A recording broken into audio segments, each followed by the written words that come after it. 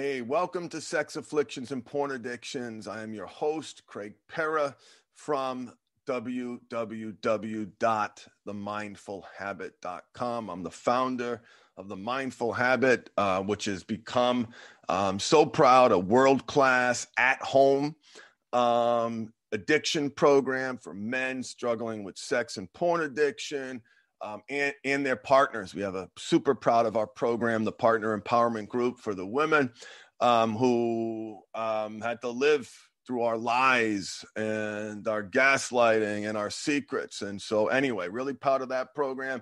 I am here because of colossal failure. My addiction to sex, my addiction to porn, compulsive prostitution, incredibly risky behavior, adult bookstores, hookups, chronic infidelity, absolutely shame-filled behavior brought me here. It also brought me to a place of suicide. Tried to kill myself 10 years ago, ended up 3 days in an inpatient facility, almost lost my family. This behavior cost me 2 jobs, and I'm still married and built this amazing company. And since then, I've picked up the pieces in a powerful way and worked with over 1,000 men and their wives. And we've even been translated into Spanish. And I have learned so much over the years in helping me proactively stay ahead of and manage my issues. And we're going to talk about that today, and helping men overcome theirs. And so today, I want to help you create healthy sexuality and a great life by helping you proactively manage pain. Okay, I'm going to share with you 3 key principles that I invite you to incorporate into your internal code, your rules of life, incorporated them into the fiber of your being so you can be successful. And I'm going to identify also what it is that you actually need to accomplish to be successful long-term when it comes to emotional and physical pain, and what specific actions I performed to help create desired outcomes, more peace, more joy, self-control, satisfaction, connection, love, etc. So first, if you are listening to this podcast, I propose that you are struggling to manage pain.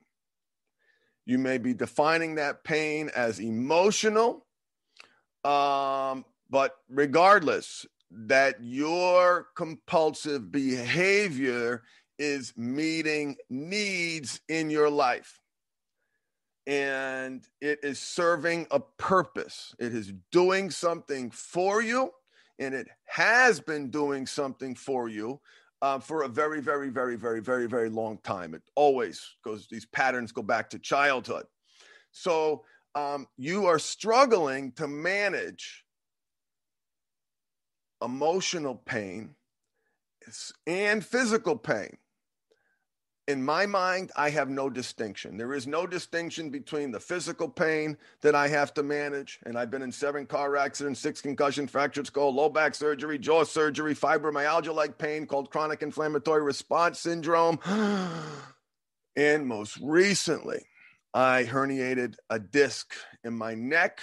I was in, almost dial 911 pain. I've lost feeling in my arm. I've lost feeling in strength in my fingers. And, an aspect of my life has changed. And so as a result of this pain, it was terrifying. It was an acute, sharp pain. It was causing panic attacks, fear of what I don't have control of, not being able to access medical services as quickly as you'd expect them to, and because of COVID, not being able to get the appointments, just highly activated highly activated. I don't think that I've been this activated. What I mean by activated is these pangs, these pulls of like anxiety, fear, scared. This pain has literally brought me to my knees weeping. There was a period of time where, and now we're a month past that acute event, and thank God the aggressive steroids has significantly minimized the pain. But so much of my life has been managing pain because of all those conditions. And, and how did I manage in the past? With sex and drugs, numbing, coping, and escaping. So today, I want to share with you 3 rules that have become critically important to me as I stay ahead of my pain. And before we get to the 3 rules, I want to start first, though, with a framework. Maybe this should be 4 rules. Let me get my water bottle here.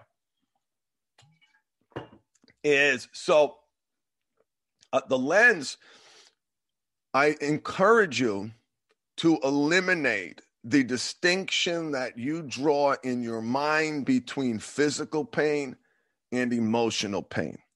Okay? Because let me give you an example. When you get triggered to act out sexually, is that not a physical event? And see, because it's in the body, you need a body response. And so many people are talking about it. They're talking about it with their therapist, which is great. They're talking about it at meetings. They're talking about it, maybe journaling about it. I just want you to know, or I encourage you to obliterate that physical mental distinction. You don't have physical problems. You don't have separate mental problems. You have problems. And both of those, your physical problems have a mental component to it. I have learned that in the past 30 days of intensive study of chronic pain. It's in my face. So I've been diving into some really, really powerful neuroscience around pain. My physical pain has an acute, powerful mental component, and the mental pain has a physical component. So eliminate that distinction. From this moment forward, you don't have mental issues. You don't have physical issues. You have issues. And that what that'll do for you, it'll help you embrace the 3 rules that I'm going to talk about, but it's going to help you create better results because it's in the body. You need a body response. Take that in. Because it's in the body, you need a body response. So that's why mindfulness is so important. So anyway, I hope that makes sense. I hope that brings incredible value to your life as it does mine. Here are my 3 rules. Number 1, stay ahead of the pain. You must stay ahead of the pain. And what I mean by that is, and listen, this is let's take a physical injury, for example. You go to your doctor, he goes, here, take this pain medication. You got to stay ahead of it. And what that means to me is that in order for me to counterbalance my deep family of origin wounds, my decades of, problems, is I got to stay ahead of it. And how do I stay ahead of it? Rigorous self-care rooted in self-love, practical tools to manage those in the moment panics, those flare-ups, if you will, those triggers, having an in the moment response, self-care rooted in self-love. And we're going to come back to self-care. An in the moment response. I tap into my purpose every single day. That's how I stay ahead of it. So my question for you is, what are you doing? What actions are you taking to stay ahead of it? To stay ahead of. And listen, when we talk about pain, we're talking about the inevitable consequences of being a human being. The Buddha said of his first of 4 noble truths, life is suffering. Life is unsatisfactory. And what I mean by that is, and what this lesson has taught me, is you will experience pain. I have planned for this event. Now, I didn't know how it was going to come. A year ago was the driving lesson in the garage that resulted in my son hitting the house, right? Felt like a piece of shit. I was prepared for that. I knew that piece of shit energy would come back, Okay. So that's what I mean by staying ahead of it. What actions are you taking to stay ahead of the pain? Okay. Number two, that's a philosophy, right? Staying ahead of it is a philosophy, but born out in action. Okay. Number two is self-care is fundamental. Self-care is fundamental. That reality has never been more real to me as it is today, because I've been researching the physiology of pain. And guess what? Ready for some rocket science? If you sleep really, really well, that's going to help you manage pain. You eat well, that is going to help you manage pain. That is, listen, self-care is how you stay ahead of it, okay? Self-care is how you stay ahead of it. Rigorous self-care rooted in self-love. And so recently I've been learning about the physiology of what it's like to have that poor diet and how that puts you at a disadvantage to stay ahead of it, okay? One of the great tools I learned about diet is to pay attention to your poop. Now, I know that's maybe a little uncomfortable or maybe even weird advice, and most of you, unfortunately, it's going to go float away. But for those of you who are at a place in your lives to receive that information, right? Input equals output. Your body keeps the score. Great book, by the way. Your body knows what's good for you and what isn't good for you. My body knows and tells me. They've got the toilet manufacturer Toto was in the news recently because it analyzes your poop. So I just want to share with you a really easy way to identify if you're eating well, because it's so complicated. There's so many places to go on the web. There's so many, you eat this, you eat that. Let your body tell you. Let your body tell you. And that's just one aspect of self-care. You must eat well. You must sleep well. You must hydrate well. You must exercise. And you must practice mindfulness. Those are my fundamental 5, okay? And assume, and again, bring this into the fiber of your being, that I will not be successful without those 5 things. And when you think about it, right, I love this expression. When there is a lack of control somewhere, there is a lack of control everywhere. Because some of you men who are trying to work on their compulsive sexual behavior, your diets are out of control, or you're still getting angry, or you're pathologically lying about other things. When there is lack of self-control somewhere, there is lack of self-control everywhere. Think about that. So here's the other powerful lessons that I've learned about pain, and I'm exploring this as we speak. I'm figuring out what it means to me. But Dr. David Hanscom, who's a pioneer in pain management, he's got a website here. What is the website that I absolutely love? backincontrol.com. Anyway, so he's got a process, just like the mindful habit is a process. He's got a process, and it's some really, really amazing stuff that I'm learning about it. But one thing he says is, do not identify with your pain. Don't talk about it all the time. And Eckhart Tolle, if anyone read his book, A New Earth, he's got a whole sections dedicated to identifying with the pain body. And let me tell you where that's relevant for some of you men. It's relevant in the identification with addict. Okay. Hi, my name is, I am a addict. That self-declaration. For some men, that's your salvation. For some men, that is empowering. And for some men, that is bringing great value. Okay? And for my clients, for the men who don't connect with powerlessness, surrendering, this something that is inherently troubling about identifying with your worst part. I am an addict. Now, if that declaration means you are connecting, that's a representation of your wounded self, your the freedom that. Listen, I have a hard time reconciling that. So do not identify with it. I'm sharing with you and inviting you to question this identification with addict. This I am a. And the reason why I invite you to question that reality is because that what you resist persists. That what you resist persists. And so through that self-identification, the result is not do something, not do something, not do something, not do something. And that makes that entity more powerful in you.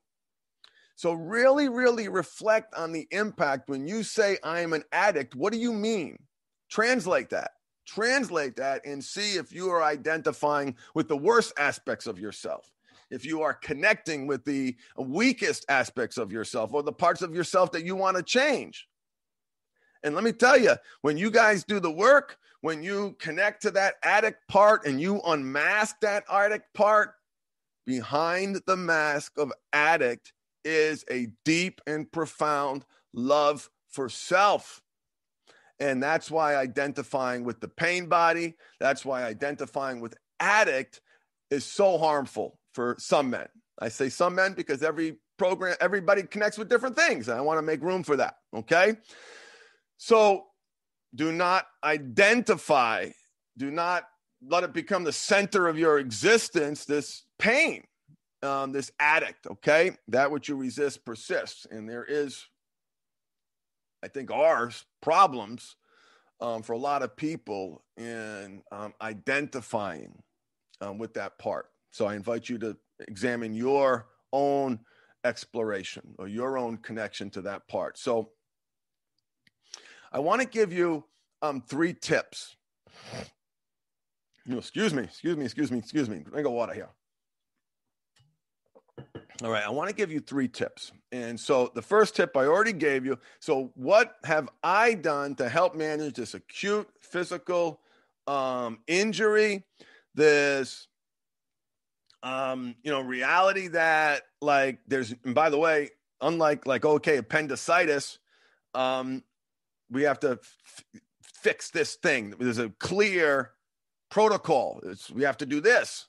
I've got multiple levels of degeneration, arthritis, compressed nerve roots. There are multiple nerves that have been impacted by the injury in my arm. It's not just anyway, it's complicated. It's complicated. So this has really forced me to practice what I preach. And one of those key components that I see even reinforced. I had the opportunity, a client, very successful surgeon client, recommended I speak to someone he really respects around pain management. And anyway, to make the long and short of this, incredibly expert advice from a very well respected pain management clinician: breathe and practice gratitude. Oh God damn it. And listen, through the breath, a monk was able to light himself on fire, emulate in the 60s, and he didn't move out of lotus position because of the power of the mind, So merge your emotional and physical regulation, your emotional and physical pain. When you really understand what's going on in the body, when you get activated, when these parts awaken, ultimately you realize that you are solving a problem that has mental components to it and physical components to it. It is in the body. You need a body solution. I don't think I'd be standing here without the power of yoga, for example. So, number 2, when I was in, 6 out of 10, touching 7 out of 10, like can't function at 7 out of 10 on a pain scale. One of the things that really helped me change my relationship with my pain is whenever I walked from one place to the other, I would say to myself, I walk with power and purpose, and my pain is my gift. And I would say it again. I walk with power and purpose, and my pain is my gift. And what that mantra did for me was reminded me of the intentionality of all my actions. I am a need-seeking being. Every action I take, every word that I speak, every step that I take is to meet a need. And I walk with power, a resolve, a strength, an intestinal fortitude, a fire, and purpose. And my pain is my gift. My pain is my gift. Even this pain, yep. Even this terrible one that has you crying, not now, but before every day, the one terrified, yep, that one too. My pain is my gift. Find your truth. Find your truth and repeat it to yourself over and over and over again. Where am I? I got these, like the rosary, right? Rosary beads. Any of you guys having a different, challenging times with your religion? You can get the Buddhist beads. You can get the rosary beads, and you count. I walk with power and purpose. My pain is a gift. Pick your mantra. Find your mantra. And if you're listening to this on YouTube, let me know in the chat what your mantra is. Next, that has been so powerful for me. So powerful for me. Next is what I like to call mindfulness cues. So I carry rocks in my pocket, 7 rocks in my pocket, and each rock has its own special healing power. I don't know anything about rocks having healing powers, but what it reminds me of and what it represents to me, and knowing that my wife gave them to me, that she cares about me. So having those rocks in my pocket are mindful anchors. They're mindfulness prompts that help me stay awake. I feel them. I hold them. They're grounding. They help me stay awake. They help me stay present. So what I want you to do, I'm going to share with you some of the things that I use. And I want you to create your own. Another one, I've got a wolf over here. That reminds me to feed the right wolf. I've got a Memento Mori picture over there. And here it comes. Shameless self-plug. I have an amazing friend who's an artist. His name is Scotty. And I wanted to create this skull image, this Memento Mori. And so if you're listening to this, you can't see it, but I've got this skull with wings. If you're curious to see this image, go to powerpurposegear.com. Michelle and I started a clothing line inspired by the work that Scotty did. And we give 10% of the proceeds to charity. The first check we cut was to Special Olympics. That'll probably be the next one that we do. Our son participates, and it's such an amazing organization that truly represents the dignity of the human spirit. An organization my uncle was involved in, and I was involved in as a kid. Anyway, that was our first check that we made. And so this hat, this sweatshirt, this clothing that I have, every time I look in the mirror, Memento Mori, remember death. I am going to die. Live like I'm dying. It's a reminder. It's a reminder. The clothes that I wear, here's my sweatshirt over here with the same logo. I'm going to put this on right now. And so having these mindfulness cues, whether it be my commandments up on my bathroom mirror, my purpose statement over here, hanging up over here, the wolf statue, the hat, and if you want your own hat or shirt, sweatshirt, powerpurposegear.com. And this concept of Memento Mori, I've talked about in other podcasts, a Latin Stoic phrase for remember death. Remember death. How do I want to live? How do I want to live? This ain't permanent. And so that really inspires me. Now, if that doesn't inspire you, you focus on the other side of that coin. You're alive. You're alive. So those are 3 tips that I encourage you to modify, to embrace, to take with you, to help you manage the inevitable challenges that you're having. I want to tell you that you're a hero for being here, for prioritizing your self-care, for my men in the program who've taken that other step. I am so blessed and humbled to be part of your growth and journey. For you men who haven't taken that step, please get a counselor. Find a program. Join my program. Do something, because there are people in this world who can help you get from here to there quicker. And I hope that you've gotten value from my pain management journey. It continues. It is not over. It has just begun for me. But what I do know, that I am going to come out of it stronger. I'm going to learn about myself. I'm going to be able to share that with you. I feel so blessed and privileged that I'm in a place where, I get to share what I've learned about myself. I hope you got value from this podcast. And our next episode, we're going to, so you feel like this part of you is out of control, this part of you of doing things that you can't control. Next podcast, we're going to talk about assuming intentionality, assuming that you're not out of control, assuming that there is a part of you that intends to do whatever it is you're doing that this other part doesn't want to do. And I'm going to share with you the value in assuming intentionality, as ridiculous as that sounds. So stay tuned for my next podcast. Like, subscribe, whatever you got to do to get notifications. And if you are in a place where you are ready to get some structured help, you want the Mindful Habit System packaged and put in a nice box for you, that is my self-study program. Go to the website, themindfulhabit.com. Check out the self-study program. We've added a weekly call to that. So George, I call him, he's the Mindful Habits fire-breathing dragon.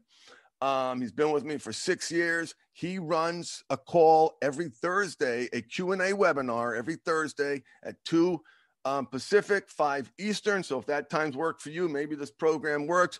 Podcast 25 is the coupon code. Enter in the coupon code podcast 25 and you get 25% off the fee for that program. And as everything that we do, you have 30 days unconditional money back guarantee to make sure that you're getting value. So you get to try it for no risk. So go to the website, themindfulhabit.com, check out the self-study program. And if it's a fit for you, enter in the coupon code podcast25 and you get 25% off.